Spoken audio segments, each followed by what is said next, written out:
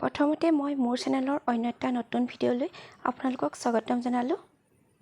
আজি আপোনালোকৰ কাৰণে একেবাৰে সহজ পদ্ধতিৰে প্ৰেছাৰ কুকাৰত বনোৱা চিকেন পোলাও ৰেচিপি এটা লৈ আহিছোঁ। এনেদৰে বনালে খুব কম সময়তে বনাব পৰা যায় আৰু খাবলৈও বিৰাট ধুনীয়া হয়। আহকচোন তেতিয়াহ'লে দেৰি নকৰি ৰেচিপিটোৰ মাজলৈ যাওঁ। ইয়াত মই লৈছোঁ আধা কিলো চিকেন, 1 চামুচ ধনিয়া গুড়ি, আধা চামুচ জিৰা গুড়ি, 1 চামুচ চিকেন মছলা পাউডাৰ আৰু কালাৰৰ কাৰণে লৈছোঁ 1 চামুচ কাশ্মীৰী ৰেড চিলি পাউডাৰ, আধা চামুচ হালধি গুড়ি আৰু সোৱাদ অনুসৰি নিমখ। আৰু এই চিকেনখিনি মই এতিয়া গোটেইখিনি ভালদৰে মিক্স কৰি ল'ম। মছলাখিনি চিকেনখিনিৰ গাত ভালদৰে লাগি যোৱাকৈ মই এনেদৰে সানি ল'লোঁ। চিকেনখিনিৰ লগত এনেদৰে মছলাখিনি মিক্স কৰি লৈ এঘণ্টামানৰ কাৰণে ৰাখি দিব পাৰে। মই কিন্তু এতিয়া লগালগেই বনাম। আনফালে মই কুকাৰটো গৰম হ'বলৈ দিছোঁ আৰু ইয়াত এতিয়া মই দি লৈছোঁ অলপমান ৰিফাইন তেল আৰু এতিয়া দি দিম ইয়াত মই গোটা মছলা মই লৈছোঁ সৰু ইলাচি 2টা, ডাঙৰ ইলাচি 1টা, কেইটামান লং, এপাহ ষ্টাৰ ফুল আৰু এটুকুৰা ডালচেনি। এইখিনি মই এতিয়া লৰাই লৈছোঁ। 1 ছেকেণ্ডমানৰ কাৰণে গোটা মছলাখিনি মই ইয়াত লৰাই ল'লোঁ। এতিয়া মই ইয়াত দি দিম মিহিকৈ কাটি লোৱা 2টা পিঁয়াজ আৰু পিঁয়াজখিনি ৰঙচুৱা হোৱালৈকে ভাজি ল'ম।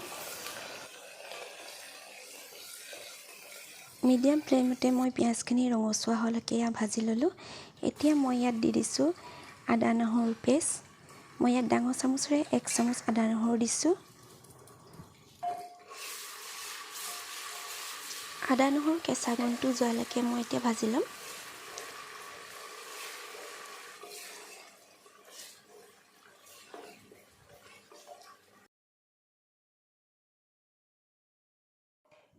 এতিয়া মই ইয়াত মেৰিনেট কৰি থোৱা চিকেনখিনি দি দিছোঁ আৰু চিকেনখিনি এতিয়া মই ভালদৰে মিক্স কৰি লৈছোঁ।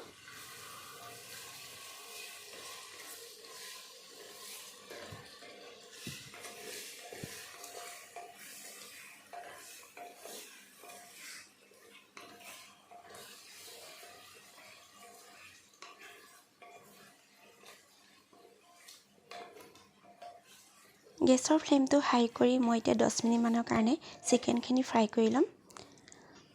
মই এতিয়া ঢাকনিখন লগাই দিছোঁ।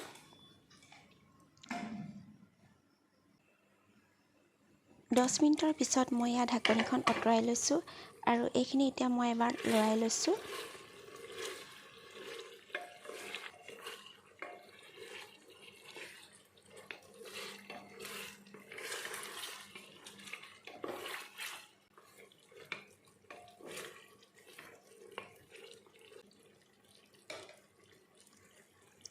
ইয়াত মই এতিয়া ডাঙৰ চাইজৰ এটা বিলাহী দি দিছোঁ আৰু এইখিনি এতিয়া মই ভালদৰে মিক্স কৰি লৈছোঁ। এতিয়া মই গেছৰ ফ্লেমটো মিডিয়াম কৰি আকৌ অকণমান সময়ৰ কাৰণে চিকেনখিনি ভাজি ল'ম।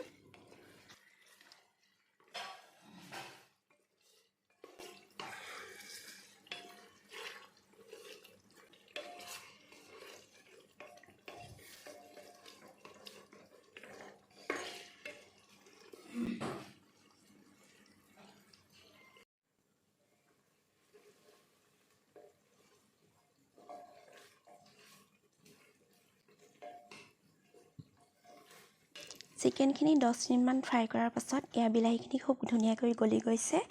এতিয়া মই ইয়াত চাউলখিনি দি ল'ম।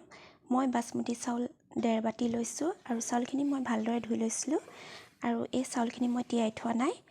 এতিয়া মই চাউলখিনি দি ল'লোঁ।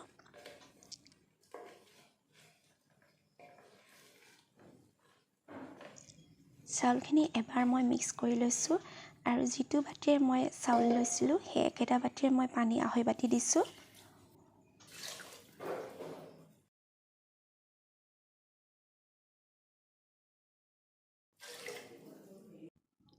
আৰু মই ইয়াত 1 চামুচ নিমখ দিছোঁ আৰু 1 চামুচ গৰু ঘিউ দিছোঁ আৰু এইখিনি এবাৰ লৰাই লৈছোঁ।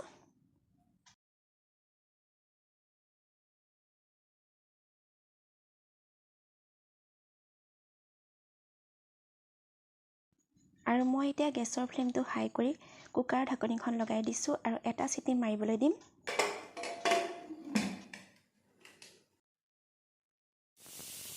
এটা চিটি মৰাৰ পিছত মই ইয়াৰ গেছটো বন্ধ কৰি ল'লোঁ আৰু প্ৰেছাৰ কুকাৰটো ঠাণ্ডা হ'বৰ কাৰণে ৰাখি দিছোঁ। আৰু ইয়াৰ প্ৰেছাৰটো ঠাণ্ডা হোৱাৰ পিছত মই দেখাইছোঁ চাওক, চাউলখিনি খুব ধুনীয়াকৈ জৰ্জৰীয়া হৈছে আৰু মই এতিয়া চামুচ এখনেৰে এইখিনিত অকণমান তল ওপৰ কৰি দিছোঁ। পোলাওখিনি মই এনেদৰে প্লেট এখনলৈ উলিয়াই ল'লোঁ আৰু ওপৰতে মই অকণমান ভজা পিঁয়াজ ছটিয়াই দিছিলোঁ। মোৰ এই চিকেন পোলাও ৰেচিপিটো চাই কেনেকুৱা পালে কমেণ্ট কৰি জনাবলৈ নাপাহৰিব। আৰু যিসকল মোৰ চেনেললৈ নতুনকৈ আহিছে ভিডিঅ'টো লাইক কৰি চেনেলটো ছাবস্ক্ৰাইব কৰি দিব। আকৌ এটা নতুন ৰেচিপিৰ সৈতে পুনৰ লগ পাম। আজিলৈ আহোঁ, বাই বাই।